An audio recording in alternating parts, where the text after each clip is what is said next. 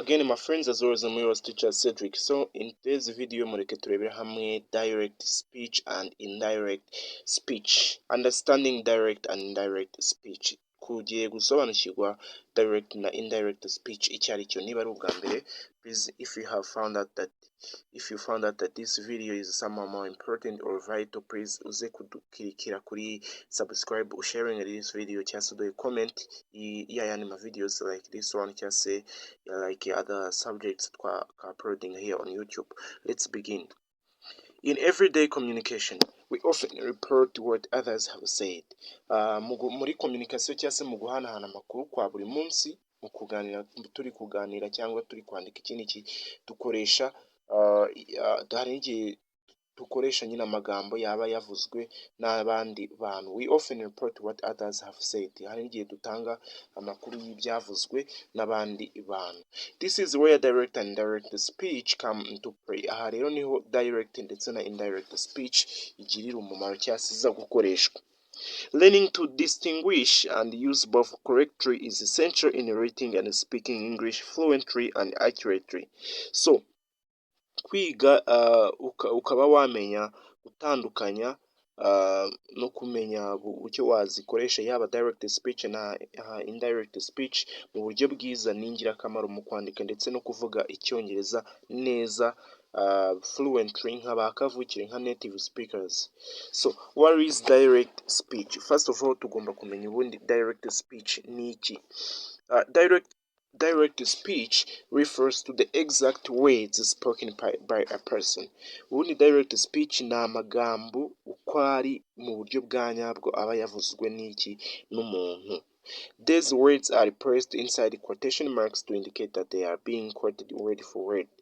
Aya magambo rero yari muri direct speech tuyashyira mu twuguruzo n'utwugarizo mu buryo bwo kugaragaza yuko nyine atari ayacu ku giti cyacu cyangwa se turi kuyasubiramo ari umuntu waba warayavuze. Yes, kandi icyo gihe iyo uri gukotinga umuntu ubivuga uko yabivuze neza 100% ntacyo uhinduyemo. Icyo gihe rero ayo magambo tuvuga urugero, niba umuntu yavuze ati umuntu twimpoze nk'uwitwa Eric avuze ngo nkunda Neri, wowe nujya kumukotinga uravuga ati Eric yavuze nkunda Neri. Mu gihe muri indirect speech ho wavuga ngo Eric yavuze ko akunda Neri, uri kumva gutyo ni meaning imwe ariko warihinduye. So muri direct speech ntabwo ugomba guhindura iyo nteruro.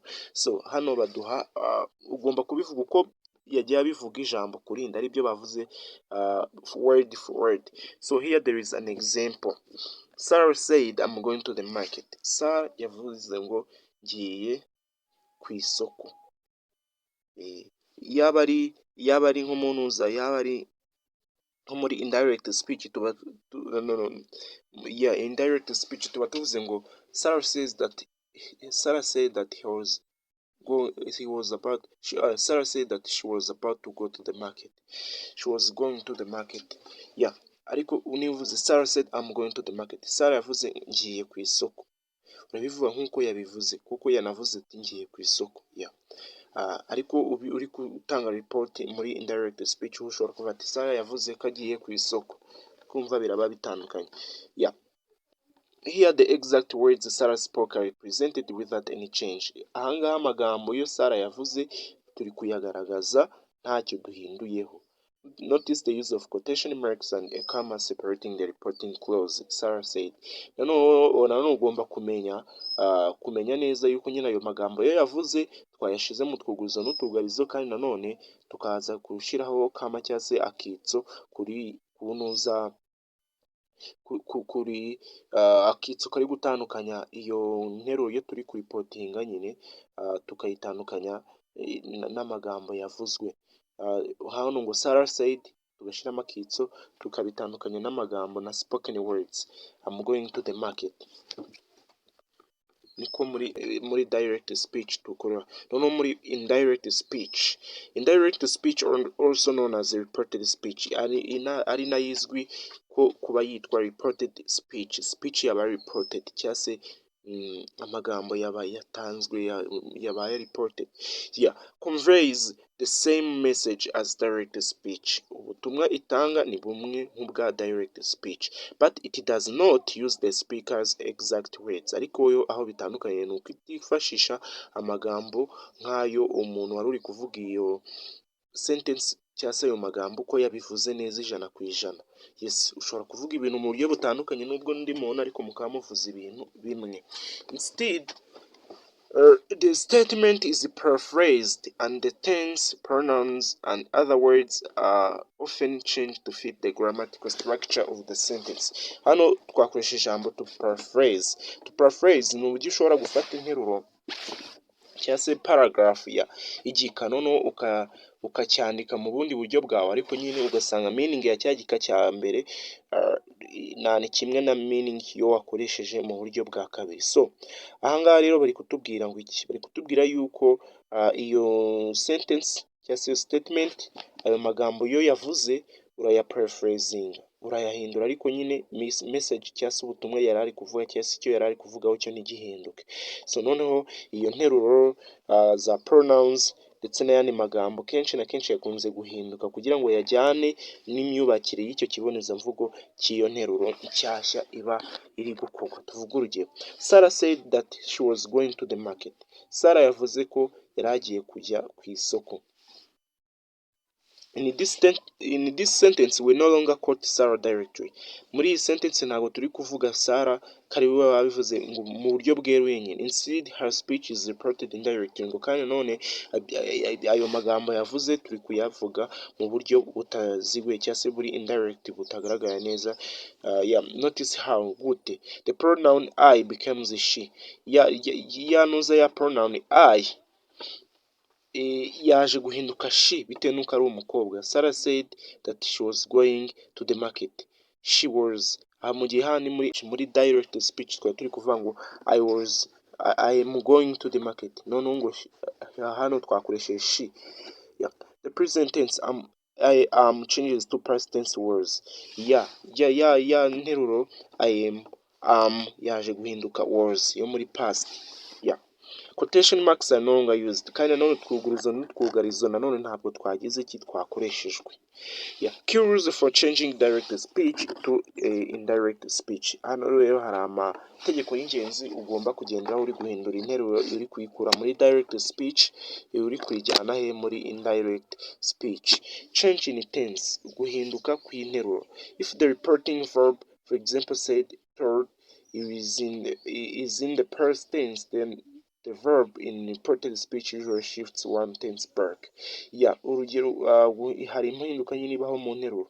Niba reporting verb cyangwa se ya verb turi gukoresha turi gutanga ayo makuru nyine tukavuga ngo yavuze ngo cyangwa se said cyangwa told, niba iri muri past tense none yo hari then the verb in the reported speech usually shifts one tense back. Noneho verb cyangwa se inshinga yakoreshejwe muri iyo nteruro turi gutanga amakuru y'ibyavuzwe recta cyangwa se ibyabaye nayo izagira iki izahindukaho. Tuvuga urugendo present simple I eat rice he said.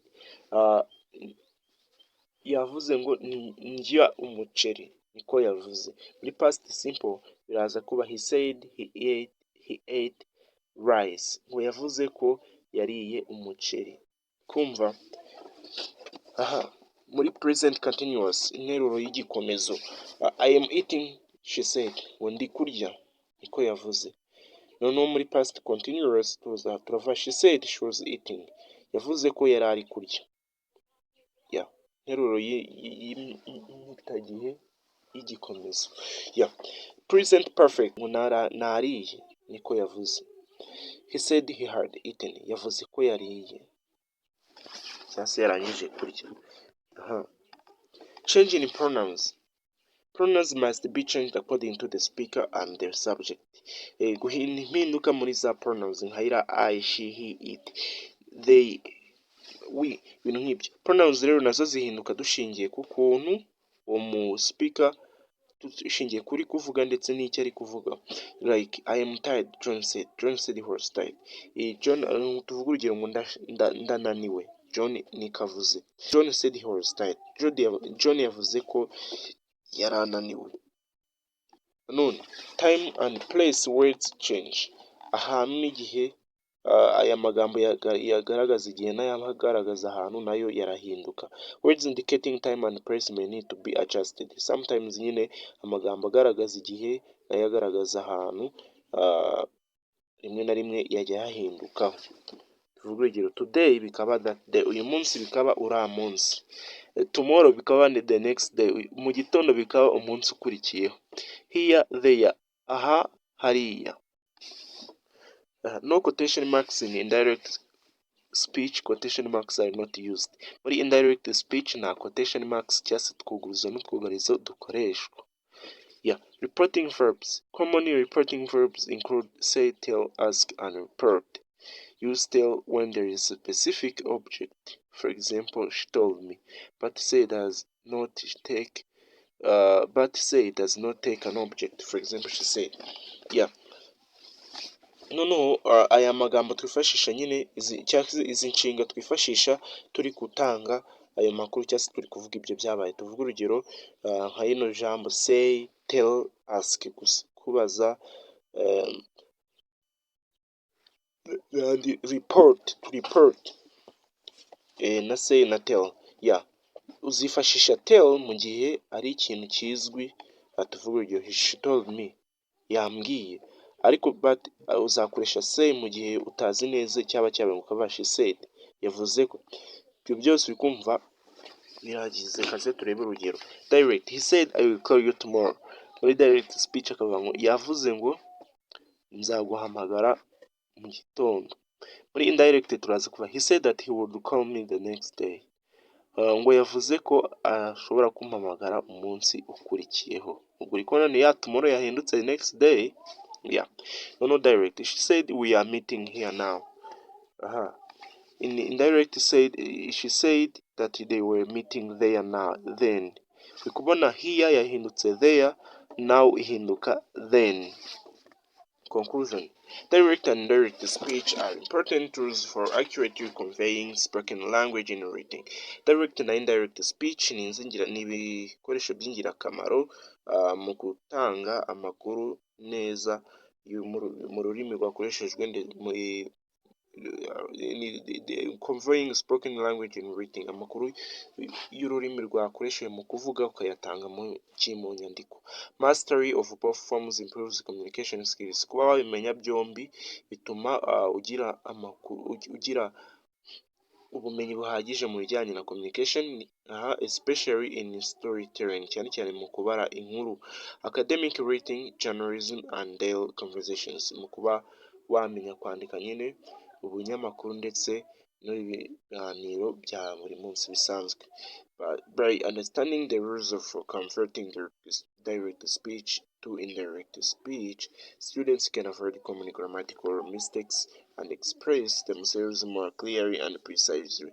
Iyo rero umaze binyuze mu kumenya amategeko yagenga nyine buryo ki ukura interuro iri muri direct speech ukayishyira muri indirect speech, abanyeshuri babasha kuba bakirinda amwe mu makosa rusange yabaho, noneho bakabasha kuba bagaragaza ibitekerezo byabo to express themselves neza cyane mu buryo bugaragara kandi neza cyane precisely. So those were English notes that was prepared by me, teacher Cedric. I hope that we'll be together in the next video, vital videos such as this one. I was yours, teacher Cedric. Guys, I love you.